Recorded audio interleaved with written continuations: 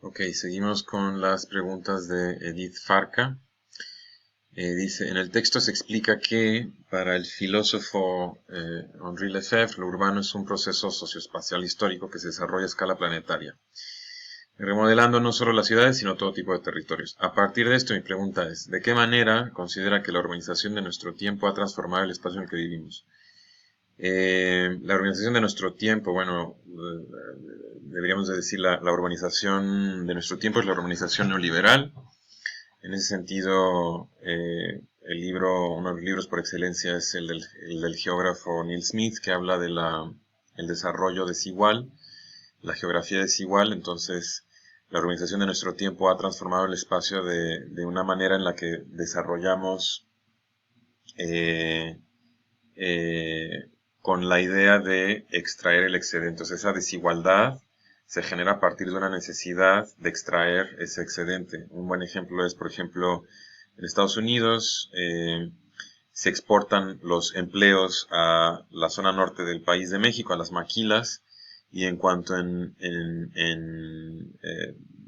porque los salarios en México son más bajos, es decir, está esa diferencia y de esa diferencia se extrae ese excedente. En lugar de pagar $15 la hora, se paga, no sé, 60 pesos al día, lo que sea el sueldo mínimo aquí en México.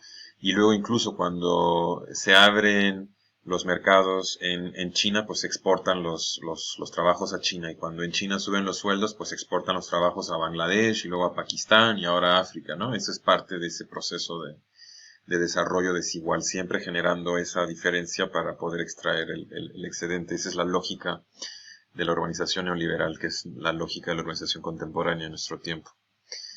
Buena pregunta. Número 2 dice, en el texto se habla sobre la edad de oro de la ciencia ficción. ¿Cuál fue el periodo histórico exacto en el que la ciencia ficción llegó a la edad de oro? ¿Y de qué manera la forma de vida de dicho periodo permitió que la ciencia ficción llegara a esa edad de oro?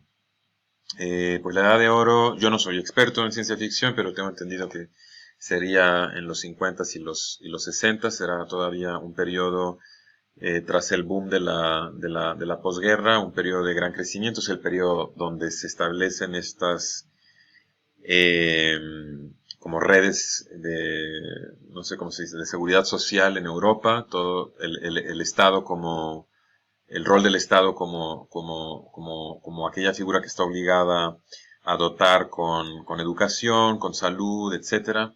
El establecimiento de la clase media en los países desarrollados, eso se da en los 50 y los 60, es un periodo de gran auge económico, de gran bonanza, de gran optimismo también. Después de la guerra existe este optimismo de que no vamos a volver a caer en eso.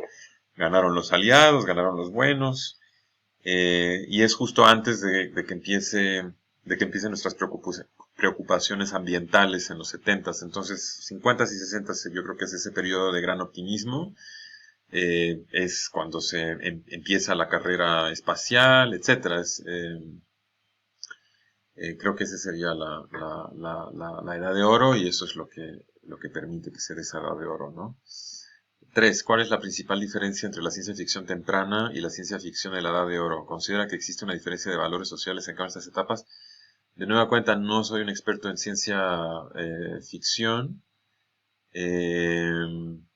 No sabría decir. Por ejemplo, de la ciencia ficción temprana, pues tampoco depende. Cada historiador dirá que hay una ciencia ficción. Algunos la remontarán a la China, otros la remontarán a Medio Oriente, otros dirán que fue Julio Verne. Eh, si hablamos de la ciencia ficción temprana del siglo XX, pues yo creo que la ciencia ficción refleja como las diferentes inquietudes de cada momento. No sabría el periodo de las guerras de 1914, 1920, 1940, no sabría cómo la guerra influye en la ciencia ficción. Es una buena pregunta. Eh, y a la segunda parte, sobre si creo que existe una diferencia de valores sociales, pues creo que sí, como cualquier otro género artístico, la ciencia ficción refleja los valores de ese momento. Lo podemos ver, por ejemplo, en la fe que se tenía en la tecnología nuclear hasta antes del accidente en Chernobyl, ¿no? Por ejemplo. O los miedos de la Guerra Fría que también se reflejan en la ciencia ficción. 4. Se explica en el texto que la perspectiva de la permacultura es similar al concepto de urbanización. ¿De qué manera estos conceptos se relacionan? ¿Y cuáles son las similitudes existentes entre la permacultura y la urbanización? Pues no estoy muy seguro. La urbanización es o sea, siempre la urbanización la debemos de calificar. ¿Qué tipo de urbanización? En nuestro caso estamos hablando de una urbanización neoliberal que no tiene nada que ver con la permacultura. Y una urbanización poscapitalista, pues tampoco sé qué tendría que ver con la permacultura. Depende bajo qué modelo se proponga ese poscapitalismo. Creo que en las preguntas, en otro grupo de preguntas hablábamos de la ecología económica y cómo la ecología económica está fundamentada en una cosmovisión que entiende al mundo como un espacio cerrado y finito, y esa visión pues se alinea un poco más con la idea de la permacultura, pero yo difiero. Yo no creo que esa como visión de escasez sea la que debe de imperar. Pregunta número 5. En el texto se menciona que la cuestión del poscapitalismo es también un proyecto urbano, correcto. Mi pregunta es, ¿de qué manera se relaciona la urbanización con el poscapitalismo? ¿Considera que en los trabajos de Kim Stanley Robinson se plasma esta relación entre urbanización y poscapitalismo? Bueno, a la segunda pregunta, si el trabajo de Kim Stanley refleja la relación entre urbanización y poscapitalismo, creo que lo dice el mismo Kim Stanley en la entrevista que efectivamente que se puede pensar su trabajo de esa forma, así que yo diría que sí.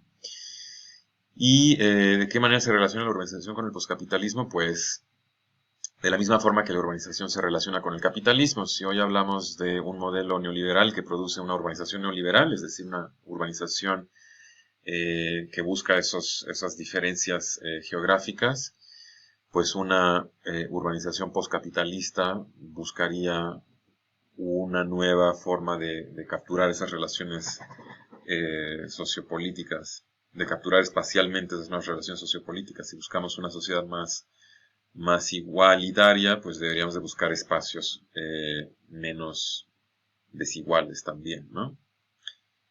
Por eso es que la idea de descentralización es una idea fuerte dentro de modelos alternativos, descentralizar. Queda clara la existencia de una línea divisoria entre la economía y la ecología planetaria, pero dónde reside esa línea divisoria no es tan claro. Algunos sostienen que el problema no es tanto el capitalismo sino el crecimiento. ¿Cuál es su postura ante este análisis? ¿Considera que el problema reside en el crecimiento o es un problema del capitalismo? Yo personalmente creo que es un problema del capitalismo, no un problema del crecimiento. De hecho, hay un libro de Philip Ley que habla en contra de la ecología de la austeridad. Todos los modelos ecológicos hoy en día están basados en una visión del mundo donde impera la escasez de los recursos, etc. Yo creo que esto es completamente artificial. Incluso, por ejemplo, hoy que hablamos de una economía de transición hacia una economía basada en energías renovables, pues eso significa que esos sectores de energías renovables tienen que crecer brutalmente, a un ritmo despiadado. ¿Cómo podemos hablar de una economía basada en el decrecimiento si necesitamos un crecimiento dramático más que nunca en ciertos sectores? No creo que es un problema del crecimiento per se, creo que es un problema del capitalismo, de que el valor que genera ese crecimiento es capturado por los menos, por el susodicho, por el llamado 1%. Pregunta 7, y vamos en 9 minutos. A ver, es que el límite de estas grabaciones es 15 minutos. Dice, en el texto se habla de que el crecimiento económico material parece estar entrelazado con el capital y fundamentalmente en desacuerdo con el bienestar biofísico del planeta. ¿Está de acuerdo con esta postura? ¿Considera posible que en algún momento el crecimiento económico y el bienestar biofísico tengan una relación equilibrada? Pues sí, porque más que un problema de crecimiento es un problema de distribución. Creo que ahí la dejo, eso es muy claro para mí. 8. Dentro del texto hay una frase de Kim Stanley Robinson que llama la atención. El futuro supera rápidamente nuestra capacidad de imaginarlo, correcto. ¿Qué opina de esta frase? ¿Considera que nuestra capacidad de imaginación es superada por la velocidad del tiempo? Sí. Y al mismo tiempo creo, y esto a mí me parece muy importante, que como yo defino el progreso es el proceso a través del cual hacemos imaginable lo inimaginable. Es decir, si nosotros pensamos en otras épocas y en cómo cada época imaginaba el futuro, pues a lo mejor han fallado dramáticamente en esas imaginaciones.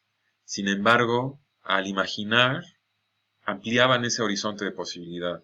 No es, el propósito de imaginar el futuro no es atinarle, no es la precisión, sino la ampliación del campo de posibilidad. Eso me parece muy importante. 9. En la pregunta a Robinson, él responde que el desafío más insoluble para la imaginación utópica de hoy es dar el primer paso para llegar de aquí a allá. ¿Qué políticas y acciones podrían iniciar un cambio rápido para bien? Mis preguntas son, ¿está de acuerdo con Robinson? Sí, creo que si no resolvemos ese siguiente próximo paso, pues no podemos hablar de nada más. Porque hoy estamos ante un riesgo existencial en la forma de la crisis planetaria, no solo el cambio climático, sino los estreses que ponemos en todos los sistemas biosféricos. ¿Cuál considera usted que es el desafío más incomprensible para la imaginación utópica de hoy?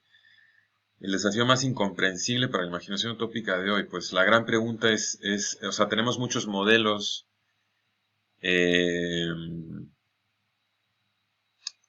Tenemos muchos modelos. Qué buena pregunta. Tenemos muchos modelos sobre cómo debería de ser el mundo. Lo que no sabemos es cómo llegar ahí. Por ejemplo, Bernie Sanders en Estados Unidos tiene como una serie de grandes ideas. Y sin embargo, vemos que su campaña fracasa, pues en parte porque la gente es víctima de la desinformación de los medios de comunicación que son controlados justamente por la clase de multimillonarios que está en contra de Bernie Sanders. Entonces, ¿cómo nos podemos organizar nosotros, la clase media y las clases bajas, para lograr el cambio político que necesitamos? ¿Es solamente la revolución o es un tema de qué? ¿Cómo le hacemos? Creo que ese es como el reto de la imaginación utópica, es desarrollar una narrativa que sea capaz de capturar el imaginario colectivo de una manera tan eficaz como lo hace el capitalismo. El capitalismo al final del día es una utopía, solo que es una utopía que por definición es una utopía inequitativamente distribuida. ¿Cómo le hacemos para emocionarnos con una idea al grado de que ésta rebase la emoción que nos genera el futuro que nos ofrece el capitalismo?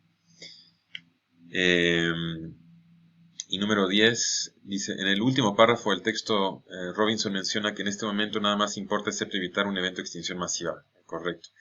Esta se ha convertido en mi definición básica de utopía. Si podemos evitar un evento de extinción en masa, entonces se abren todo tipo de posibilidades. Hoy en día, viviendo una pandemia, estando aterrados por el COVID, ¿se podría decir que hay un evento de muerte en masa? No creo que el COVID sea un evento de muerte en masa, creo que está bajo control. O sea, como incluso los modelos matemáticos más dramáticos lo tienen relativamente bajo control. Es solamente un hipo que a lo mejor nos dura 6 meses o a lo mejor nos dura 24, pero no es un gran problema. ¿Cuál sería la postura de Robinson? ¿Sería una postura utópica? ¿Se están acabando posibles utopías? ¿Cuál es su postura personal?